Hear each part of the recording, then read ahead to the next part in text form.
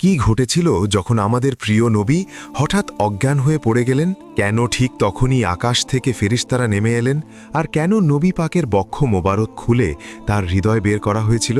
চলুন জেনে নিই। ছোটবেলা থেকেই নবীজি সাল্লাল্লাহু আলাইহি ওয়াসাল্লামের মর্যাদা ও পরিচিতি বাড়তে থাকে। একদিন মরুভূমির বাতাস যেন একটু অস্বাভাবিক লাগছিল।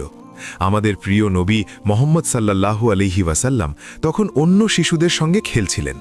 হঠাৎ খেলতে খেলতেই তার মুখ ফ্যাকাশে হয়ে যায় এবং তিনি অজ্ঞান হয়ে মাটিতে পড়ে যান। ঠিক সেই সময় আকাশ থেকে দুইজন ফেরেশতা নেমে আসেন। তাদের হাতে ছিল একটি রূপার পাত্র, যাতে বরফ ও জমজম কূপের পানি ছিল। ফেরেশতারা খুব যত্ন করে নবীজি সাল্লাল্লাহু আলাইহি ওয়াসাল্লামকে শুইয়ে দেন। তারপর তার বক্ষ মোবারক খুলে ফেলেন। হৃদয় বের করে তা থেকে সব ধরনের অপবিত্রতা দূর করেন। এরপর সেই হৃদয়কে জমজমের পানি দিয়ে ধুয়ে আবার আগের জায়গায় স্থাপন করে দেন।